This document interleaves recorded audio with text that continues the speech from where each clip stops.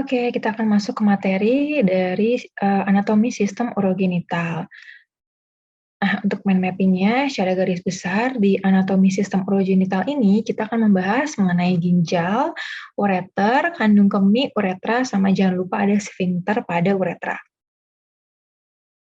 Oke, nah ini gambaran dari ginjal kita yang ada di tubuh kita, jumlahnya juga ada 2. Kemudian untuk ginjal kita ini letaknya di kanan dan kiri. Kalau yang kiri itu dia lebih tinggi daripada sisi yang kanan. Bisa lihat pada gambar ya. Kalau yang kanan ini dia lebih rendah daripada yang kiri karena ada secara anatomi itu ada hati. Makanya kenapa ginjal kita yang sebelah kiri ini lebih tinggi daripada yang sebelah kanan lebih pendek daripada yang sebelah kiri. Dan ngomongin soal sistem urinaria atau sistem urogenital, secara anatomi ini terdiri dari ginjal dan juga struktur-struktur yang membawa urin dari ginjal keluar dari tubuh. Oke, untuk ginjal sendiri, dia ini bentuknya seperti kacang dan juga panjangnya kira-kira sekitar 11-12 cm lah. Dan dia tuh terletak di tengah-tengah kalau di tubuh kita, di antara rongga perut sama otot punggung. Dan juga letaknya ini agak sedikit di atas pinggang. Makanya kenapa kalau misalkan kita tuh minumnya jarang, atau mungkin ada infeksi, nah biasanya tuh sakitnya di area pinggang. Dokternya pasti selalu nanya di area pinggang. Itu kenapa?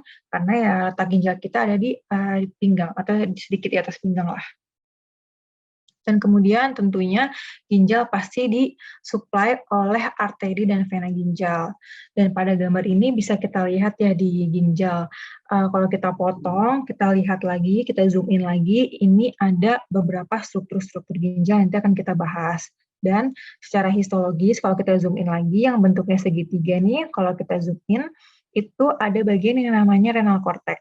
Yang paling atas nih yang warnanya muda. Kalau yang seperti segitiga dan kayak serat-serat itu, ini namanya medulla renalis. Dan disinilah proses urin itu terbentuk. Jadi nanti cairan itu masuk lewat renal cortex dan medulla renalis, lalu di situ diolah ya dari cairan dan elektrolit diubah tuh jadi urin. Dan urinnya nanti akan dikeluarkan di ujung dari renal medulla ini. Oke, fungsi ginjal sendiri, sebenarnya sih sebagian besar atau fungsi utamanya dari ginjal ini mempertahankan homeostasis atau keseimbangan dalam tubuh kita. Dengan cara apa? Dengan mengatur konsentrasi banyak konstituen plasma, terutama elektrolit dan air. Dan juga ginjal itu fungsinya untuk menghilangkan semua limbah metabolik. Kemudian untuk posisi dan letak ginjal. Oke, untuk posisi sama letaknya tadi udah sempat aku singgung ya, dia ada sedikit di atas pinggang. Dia itu ada di tengah-tengah, di depan ginjal itu ada struktur dari sistem pencernaan, kalau yang di belakang ginjal ada otot-otot sama ada tulang-tulang. Nah, ini untuk detailnya, untuk posisi ginjal. Jadi, ginjal tuh emang benar sih posisinya ada di tengah-tengah, di depannya tuh ada liver, kemudian ada lambung, ada spleen atau limpa, ada pankreas, dan lain-lain. Ini ya, ini yang garisnya transparan ini letak-letak dari atau posisi-posisi dari organ-organ sistem pencernaan yang menutupi dari si ginjal tersebut. Tapi kalau di sisi posterior dari ginjal, itu ada tulang-tulang atau namanya bisa disebut tulang rusuk ya. Tulang rusuk ke-11 dan ke-12. Jadi kan kalau tulang rusuk itu dia melingkar di tubuh kita ya, nggak sepenuhnya lingkaran sih, tapi kan dia mengelilingi organ-organ yang dia lindungi. Nah, si tulang atau tulang rusuk yang di belakang itu ditutupin sama si ginjal. Jadi posisinya itu dia di tengah-tengah dari tulang rusuk itu. Dan si ginjal ini juga letaknya tuh hampir mungkin ngepas gitu sama diafragma dari tubuh kita. Itu untuk posisi sama letaknya ginjal. Oke, selanjutnya ginjal punya lapisan pelindung dan juga punya lapisan penyokong. Karena kalau misalkan nggak ada pelindung, nanti dia gampang cedera, gampang infeksi. Kalau nggak ada penyokong, dia nggak akan mungkin bisa berada di tengah-tengah tubuh kita. Oke, yang pertama lapisan pelindungnya dulu ya. Untuk lapisan pelindung dari ginjal ini namanya fibrous capsule.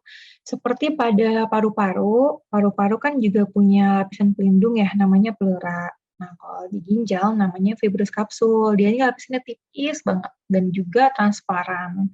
Fungsinya apa? Fungsi dari fibrous kapsul ini untuk mencegah infeksi di ginjal ini menyebar ke area-area ginjal lainnya. Itulah fungsi fibrous kapsul. Jadi jangan lupa ya, untuk ginjal dia juga punya lapisan pelindung, nggak cuman paru-paru, nggak hanya jantung yang punya lapisan pelindung.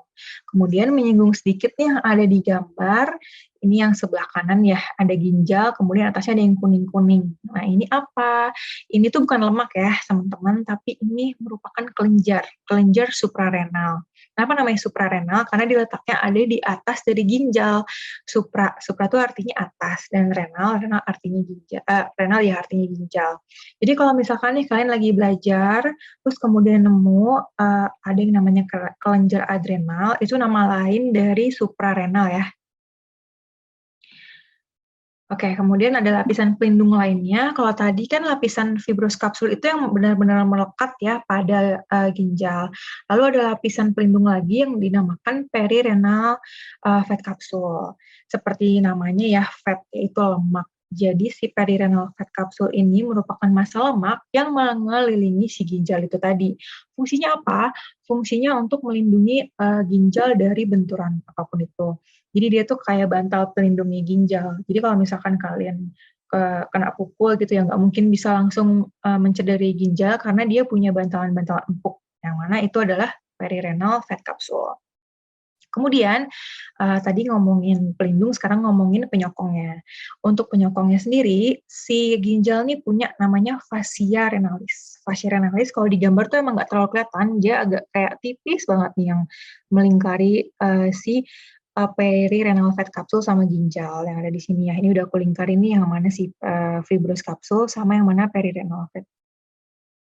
Masih balik lagi ke fascia renalis. Untuk fascia renalis ini, dia tuh fungsinya tuh seperti lem. Jadi dia tuh kayak melekatkan ginjal ke samping kanan kiri depan belakangnya. Karena kalau nggak seperti itu nanti dia nggak bisa tuh ada di tengah-tengah.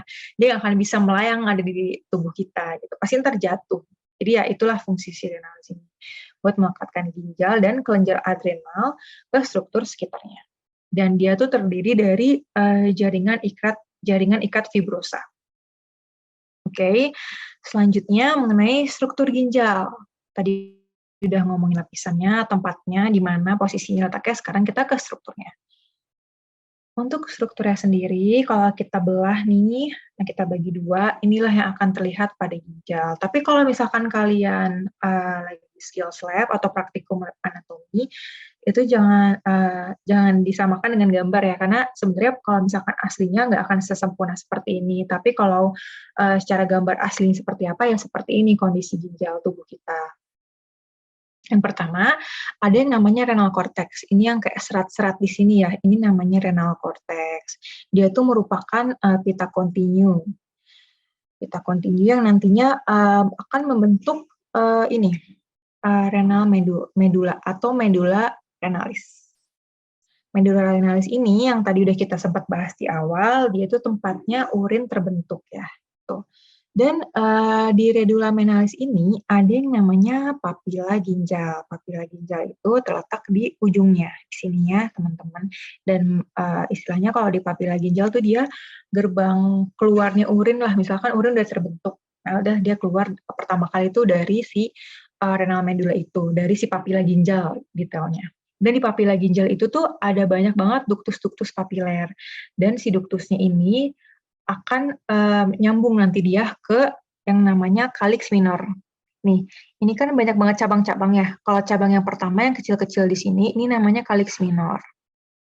Calyx minor ini nanti akan membawa urin hasil dari olahan si renal medula atau medula renalis ke calyx mayor.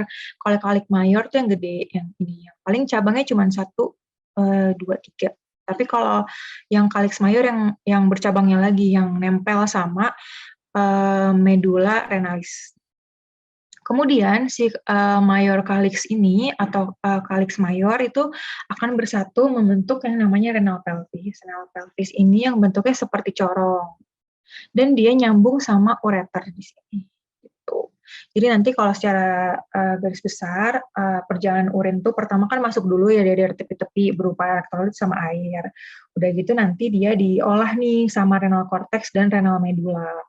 Setelah diolah, dia dibawa keluar melewati papila ginjal. Yang mana di papila ginjal itu punya saluran kecil-kecil lagi yang namanya ductus papiler. Nanti si urinnya melewati ductus papiler ke minor calyx. Dari minor calyx dia lewatin major calyx. Lalu dari major calyx lewat ke pelvis, dari pelvis ke ureter gitu. Kemudian selain struktur-struktur tadi, ada lagi yang namanya renal sulcus yang tengah-tengah di sini yang di antara minor-minor calyx sama calyx mayor. Di sini juga banyak banget ada arteri sama vena dan juga ada kelenjar-kelenjar adrenal ada di sini. Kemudian selanjutnya ada yang namanya hilum. Jadi kan ginjal tuh kayak kacang ya, di tengah-tengahnya dia ada lekukan gitu kan. Nah, lekukan itu namanya hilum. Itulah tempat si pelvis renal itu keluar dari ginjal, ureter keluar dari ginjal. Kemudian juga hilum itu tuh kayak istilahnya gerbang buat masuk ginjalnya, arteri sama vena, gitu ya.